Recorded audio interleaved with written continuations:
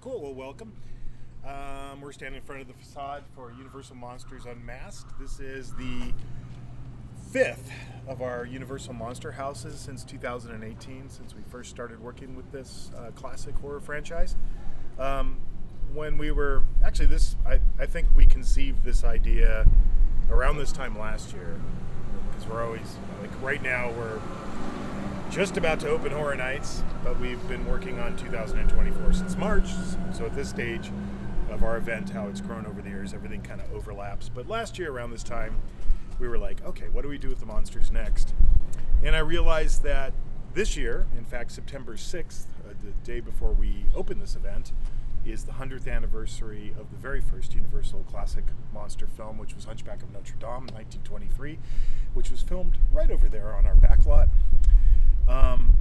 So we decided that we'd maybe focus on the silent movies that started this whole franchise. So the first two that readily came to mind was Hunchback of Notre Dame, 1923, Phantom of the Opera, 1925. And conveniently, both of those stories take place in the same city. They take place in Paris.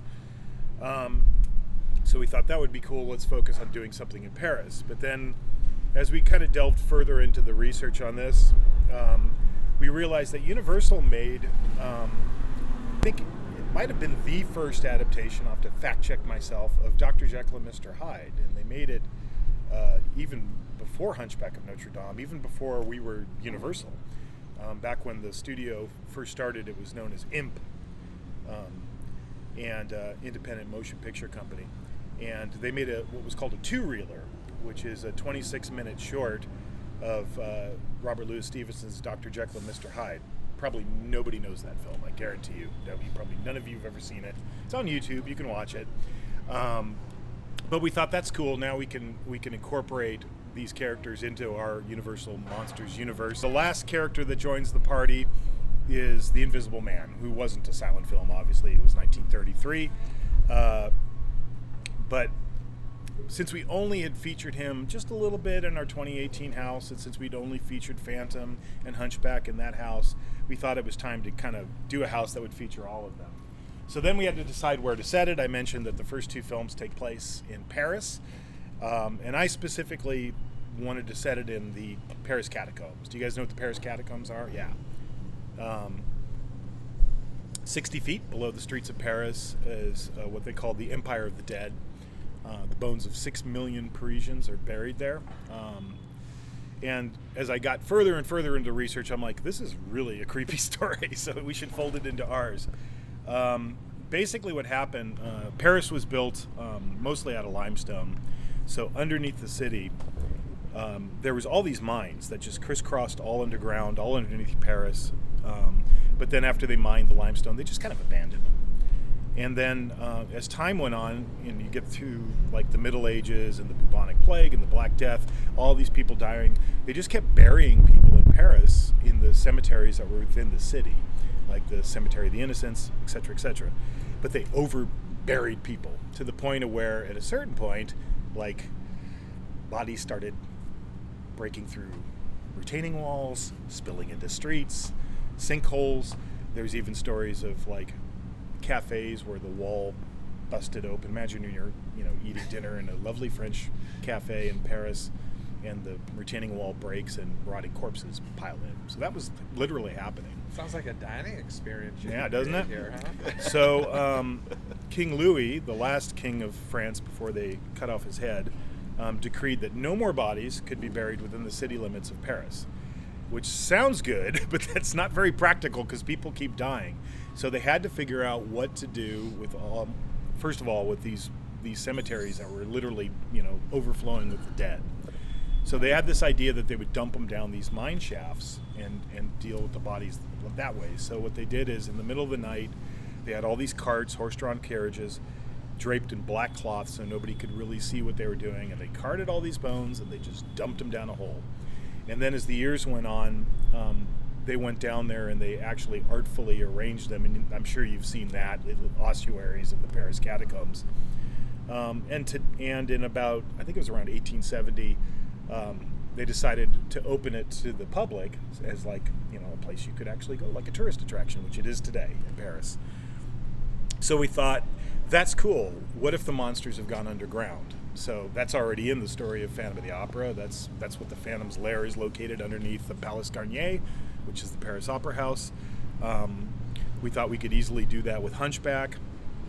But what to do with Dr. Jekyll, Mr. Hyde, and Dr. Jack Griffin, aka the Invisible Man?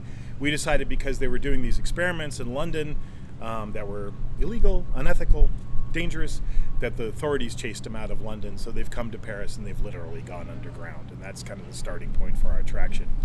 To translate that to the facade, I had this idea of doing this giant, oversized English language French newspaper that has 2 big video displays incorporated into it, and this is where we get into the artwork of Lucas Colshaw, who is our in-house artist for Horror Nights. If you guys saw The Bride of Frankenstein Lives, that amazing artwork for the book, our Holidays in Hell, or any number of houses over the years, Lucas does all that artwork. So this is her dead, skeletal state, and she becomes a character right as you go in. And I'm telling you this ahead of time because it's kind of tight as you go in, and then we'll pick it up when we get into a larger scene. But we call that iteration of her Rat Lady, and she's basically like Madame Lafarge if you know your literature. But she's a lower class Parisian woman who went down into the catacombs, starving, and decided to collect and eat rats. So she's got dead rats draped all around her, and she's holding a half-eaten rat, and she's delivering that classic line from Phantom of the Opera: "Keep your hand close to your neck, or the Phantom's noose will snare you."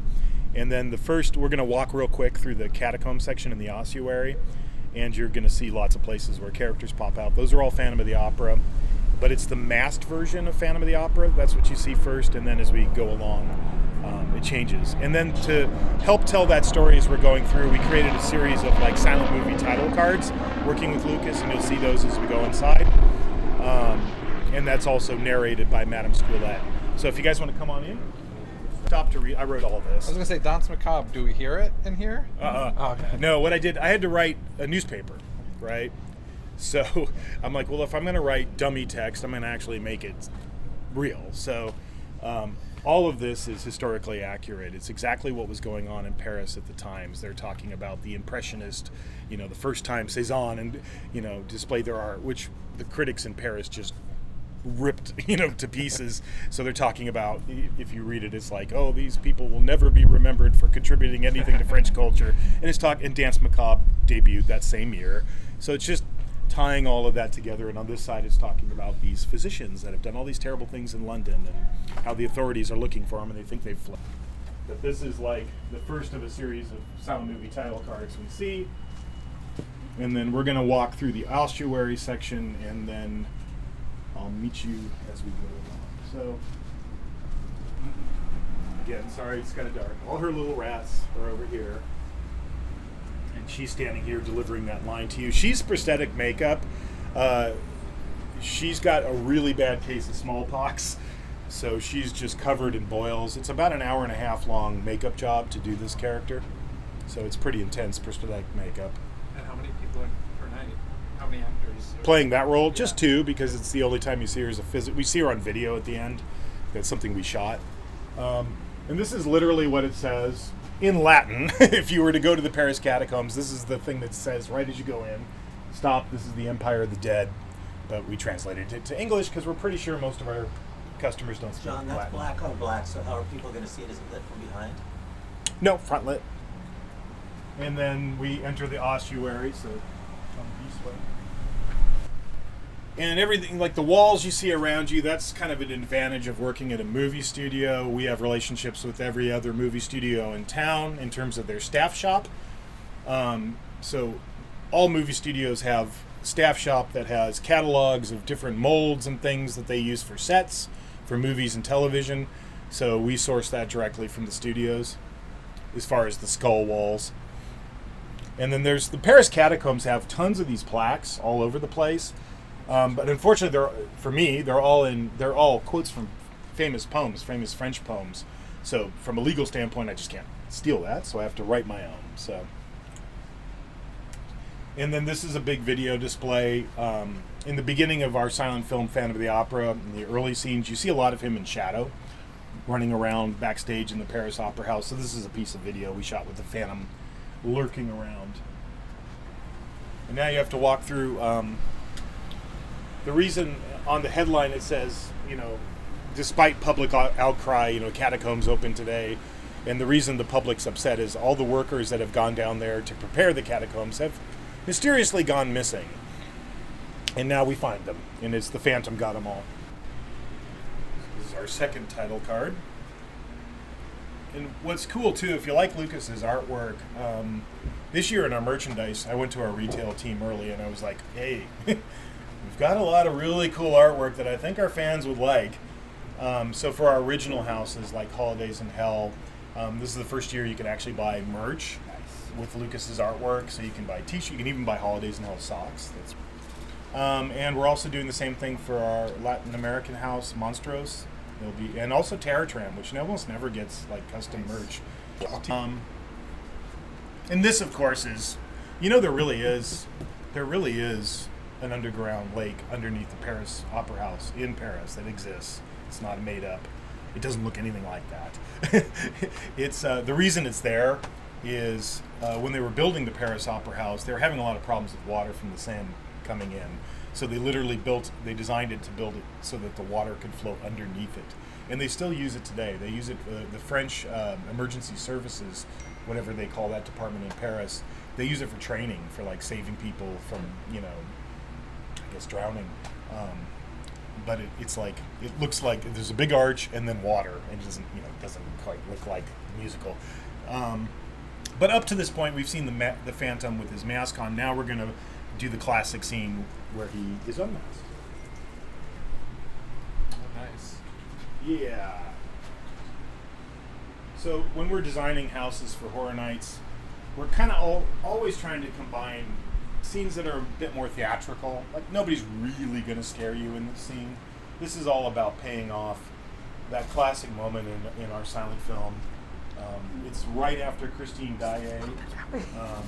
It's right after Christine Daae unmasked the Phantom. The only thing left to do with Christine here is to put his mask in her hand, because she's just taken the mask off. She's just seen his horrible face and she's fainted, and the Phantom's at his organ. And then all these torches are all LED. They all light up and look like burning embers. And he's playing away at his organ. I should mention this house. The reason my phone is pinging because that's Slash. Because Slash is like pinging me like constantly right now because he's on tour with Guns N' Roses, and he did the score for this house like he has for all our Universal Monster houses. And he's just like, what does it sound like? Send me pictures of what it looks like, because he's just dying that he can't be here right now. I think I talked to him yesterday. He was in Nashville. I have no idea where he is today. But he did an all-new original score for this house as well. And obviously this scene features the pipe organ. So we see the Phantom in all his glory, and then as soon as you step through the curtain, you get attacked by the Phantom again. So I'm going to jump ahead of you guys. So unmasked at this point? Yeah, he's unmasked from this point forward. We just had never done the masked version, so we thought we should do it. What's going on? I want to see it. He's dying. He's like literally texting me right now. I want to see it. Can't be here right now. I'm like, I don't know. It's kind of cool. You get to play in front of like 100,000 people every night. That's not so bad. So we've now kind of ended the Phantom section of this house, and he'll come back at the end. And now we're going to get into the Hunchback of Notre Dame and Quasimodo.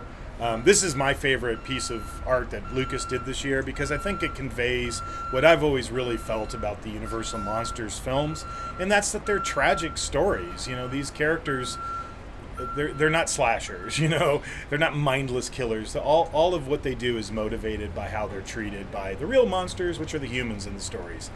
And this comes out of research. Obviously I went back and started watching all the silent films again, which I've seen a lot of times in my life.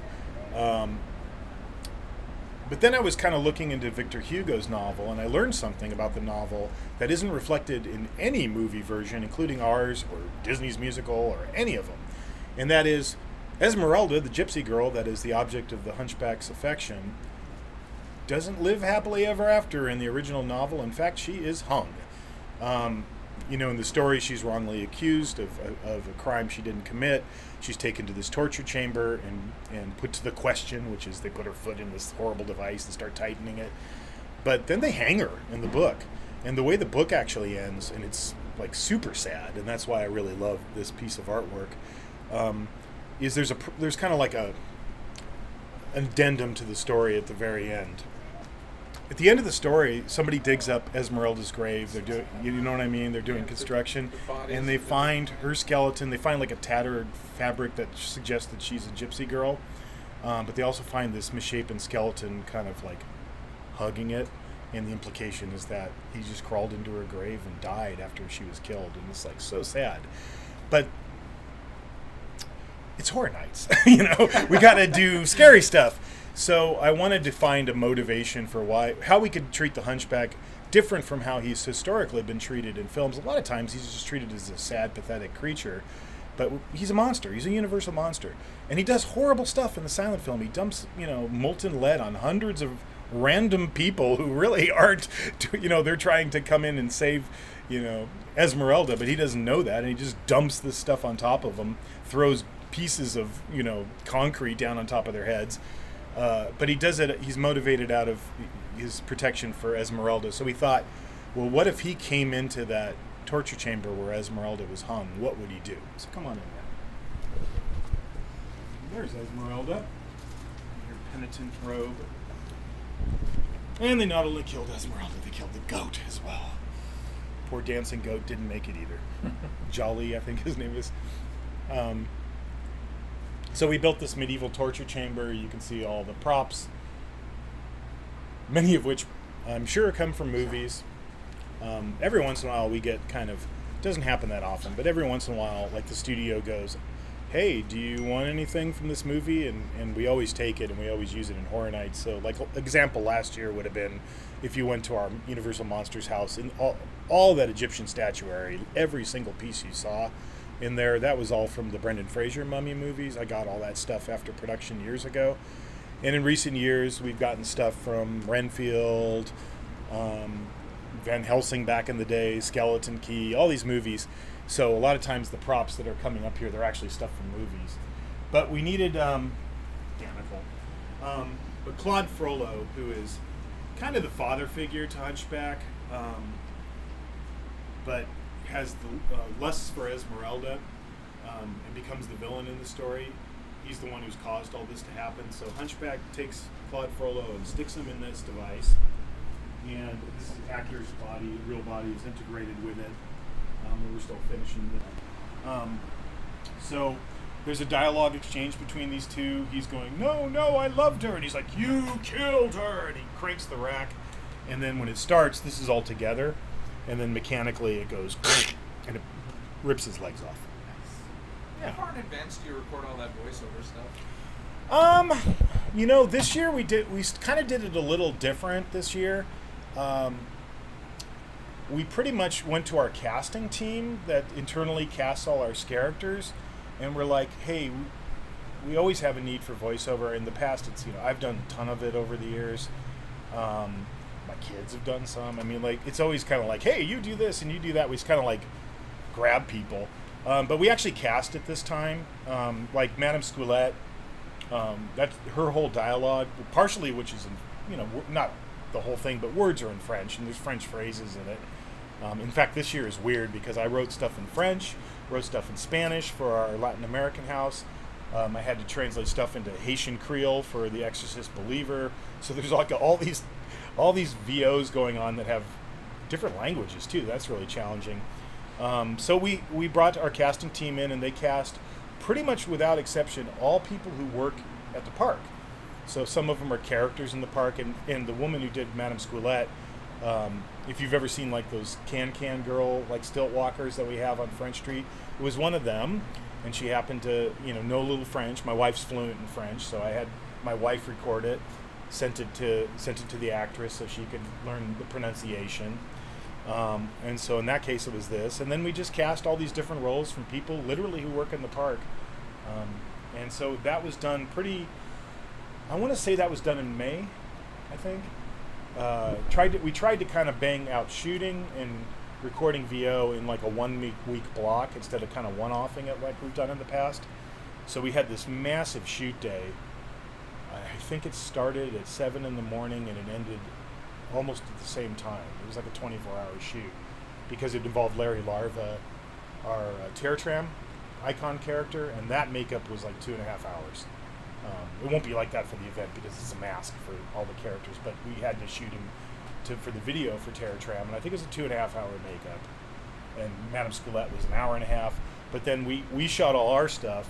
We have a facility off-site, production facility that's both. It's like a prop house. It's everything we've ever accumulated. You know, it functions like a prop house for us for Horror Nights, but it's also a full production facility. We have green screen stages. We have edit suites. We have audio suites. Our entire costume operation, all the build for the costumes is done out of there. Props, our props team fabricates like they would have built a lot of the stuff off-site and then brought it in. So we tried to do it all there, but because we had to also shoot the announcement video you guys have seen for Terror Tram, so we shot all our stuff up to like 4 o'clock in the afternoon and then carted the cast over here to begin getting ready to shoot all of that. And I think they wrapped it like 6 or 7 in the morning. So it was like a 24-hour shoot. It's pretty crazy. So I mentioned, the Hunchback pours molten lead down on the people in the film. So we wanted to recreate that moment too. So when you turn the corner, that's what we're doing. It's kind of a new effect. So Hunchback's up there. That pot is a combination of smoke effects, lighting effects, and like a forced air effect so that he can tip the entire cauldron down at us and kind of you get blasted with smoke and fog and lights. So trying something new. We've never done this particular effect. So behind you, you'll see like a circle in the wall if you look closely. So that's a big extractor fan because it kicks out a lot of smoke. So we got to suck all the smoke out. And this kind of concludes the Hunchback section. Was there a reason why you didn't put this house on Prince Street? Or was it just because the scare zone? Yeah, because there is a reason, and that's because I've pretty much assigned that location to our Latin American houses. Because Makes what sense. I'm trying to do with that is with the plaza, with all we do in the plaza, that's kind of a celebration of Day of the Dead. Yeah. And then we have right next to it, we've got the Latin American house, and then we have the scare zone on what we call French Street. It kind of creates like a mini land. It's almost like, Super Mario, right. Super Nintendo land. It's kind of like a mini land within the event that's dedicated to Latin American myths and legends. And I'm more and more, that just feels to me like a signature part of what we do now. So we'll continue to mine the incredibly, incredible wealth of that culture, because there's just so many great stories to tell. So that's kind of why we've moved this. This house is now bounced around a lot. Were you talking about the Parisian courtyard? Yeah, because we did a monster house there. We did Bride there. Did the original one there. Yeah. But once we started doing the plaza, it was like, oh, this makes sense. Let's tie this all together. So when we were trying to come up with what the look for Jekyll and Hyde, we felt we kind of had a clean slate because, again, nobody really knows that silent film I'm referencing. So working with Crash McCreary, who works with the studio here on the Universal Monsters production team. Crash is kind of a legendary guy in the world of creature creators and artists in the movie industry. He started with Stan Winston back in the days of the T2 and helped design that character. He helped design Edward Scissorhands with Tim Burton. He did the Pirates for Pirates of the Caribbean. He did dinosaurs for Jurassic Park and World, and countless other movies. But for us, we always do our design, and then we kick it to Crash, and then he brings what he does to it. So as we were discussing what Jekyll should look like, we kind of thought, well, maybe we should bring in a little diversity here because, being the time those films were made, everybody was white.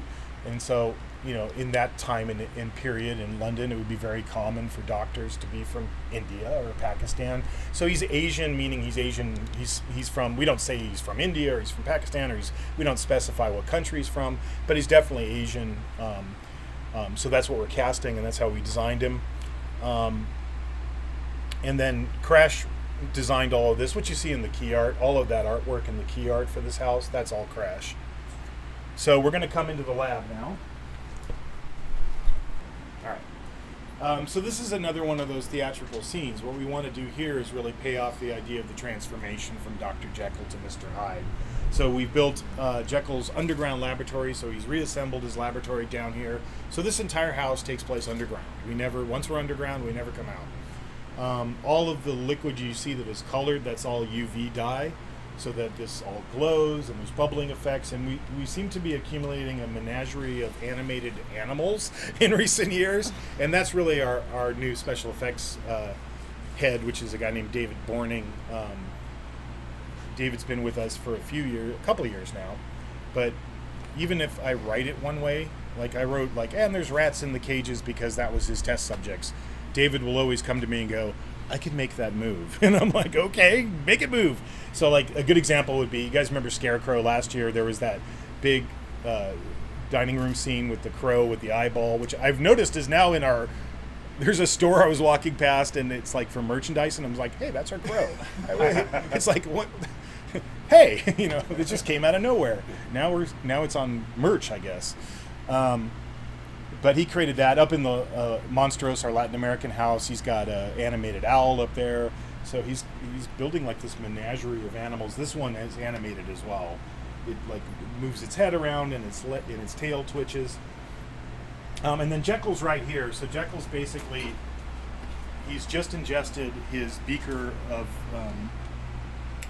smoking beaker, which is, I think, the last prop that has to be added here. I think it gets put on this table and has a little smoke effect. But he's staring in the mirror and he's trying to reassure himself, I'm Dr. Henry Jekyll, I'm Dr. Henry Jekyll. And then we bleed through the mirror because it's a 50-50 mirror, and we see Hyde mid-transformation, so it's a full prosthetic makeup. And he goes, I'm Mr. Edward Hyde. And nobody jumps out at you, nobody scares you, it's just to pay off Jekyll turning into Hyde. And then from here we go into pitch black, and we hear Hyde laughing and saying, time for a little game of hide and seek. And I didn't voice him, somebody else did. And Hyde's trying to get you, but it's pitch dark. We're doing, Horror Nights is always a combination of, like, when we go to Chucky, the epitome of high tech for Horror Nights. But sometimes you can do effects that are like things you did as a kid in your parents' garage. And one of those is black industrial carpet thread in a black environment, in the dark, feels like cobwebs touching your face. So you'll probably brush across some of that as you go through. Hyde is very built up, so he's wearing almost like a superhero muscle suit underneath to build up the shoulders. He's looking through the mouth, so his head's way up here, and he's just oversized big beast. So you go into pitch dark for this next little stretch of hallway. You hear Hyde stalking you, and you get attacked twice by Hyde. Is the other side of the mirror an actor, dummy, projector? Actor. Yeah, in full prosthetic makeup. And it's like the mid-transformation point, and then you see the full deal when you turn the corner. And this is our last of the title cards as we come towards the finale section of the house. And this is inspired by a real place that existed in Paris called the Café de l'Enfer. And what it was is pretty much like the first themed restaurant. It looked like this. It had a big giant devil head that you had to walk through the mouth to get. It was a cafe or a cabaret. The entire inside was themed to be hell. All of the wait staff dressed like devils. And this is back in the, I think 1800s. And it existed for many, many years in Paris up to the 50s, and then they turned it into a supermarket. So they demoed it all and turned it into a supermarket, which, sad. Just like today. If you look it up, the picture, and it wasn't the only one. There was hell, and then there was heaven right next to it. And there was all these themed, like, cafes and cabarets throughout Paris in this time period that looked like stuff a theme park designer would create. It's incredible. What time period was that? Belle Epoque era of Paris, which would be like the period in between like 1870 up to World War I. It's usually referred to like as Belle Epoque. But I think it was Café de l'Enfer. So we liked this. We thought it was cool. So the idea here is, well, if all these monsters are underground, what do they do for fun? You know, they must have like a gentleman's club or a club that they go to. So we created this Cabaret of Death, which is also inspired by the Grand Guignol Theater in Paris, which was a small, it would have been the equivalent today in Hollywood to like an Equity Waiver Theater. It was a really small, little, tiny theater that was patronized by the rich and famous, and it was kind of, it's like a theatrical version of what like snuff films became, because it was acts of murder. They had like short little plays, they called death plays, and like they bring someone up, they reenact a scene where somebody gets their throat slit, or somebody gets hung, or somebody gets their arm chopped off, and it was blood and guts and gore, but it was all fake. But like it became a thing for the rich and famous to even like there was a area that was a screen with a private apartment for like royalty could come and watch these horrific things taking place, and that I think lasted up to the 60s, and then there's no more now. So if you turn the corner, you'll see the facade for that. And this is invisible UV paint on this, so we can transform it as you're approaching it from the stone look into more like a fiery, hellish look. Eyes flash. And we've named it the Cabaret de la Mort, or Cabaret of Death. Oh, I'm sorry, I forgot to mention something. On your way into the theater, you have to stop by the cloakroom, like you would in a theater, and that's where the Invisible Man's cameo is. He's manning the cloakroom, so he's quipping at you, you know, can you take your hat, can you take your coat, it's time to go, the show's about to begin, etc. But all in that Invisible Man, crazy, diabolical style.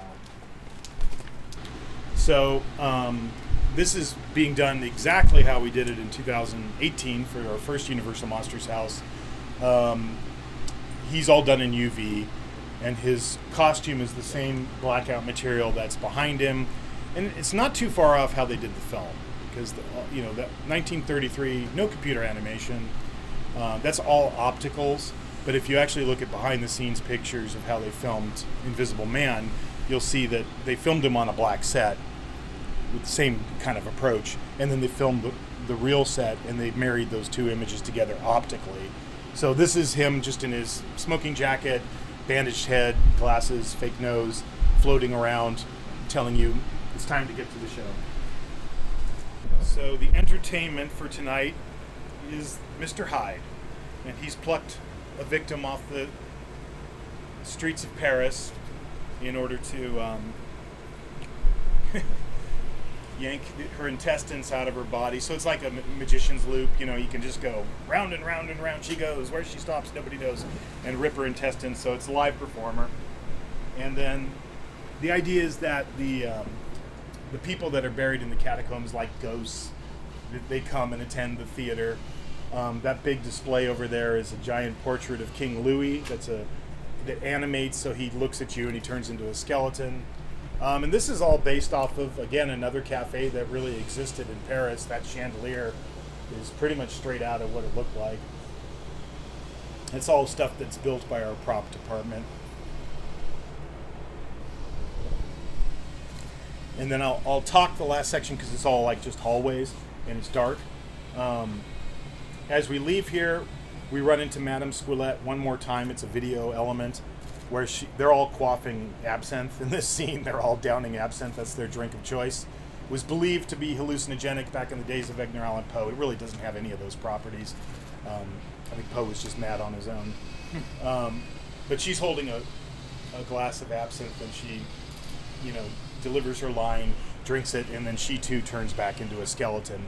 And then on the way out in the dark, we hit you with Phantom of the Opera, Mr. Hyde, still walking Mask of the Red Death, Phantom of the Opera, in his big masquerade ball outfit with the hat and the skeleton mask, and then Hunchback is last. So you just get in quick succession, boom, boom, boom, boom, boom, and that's the end of the house.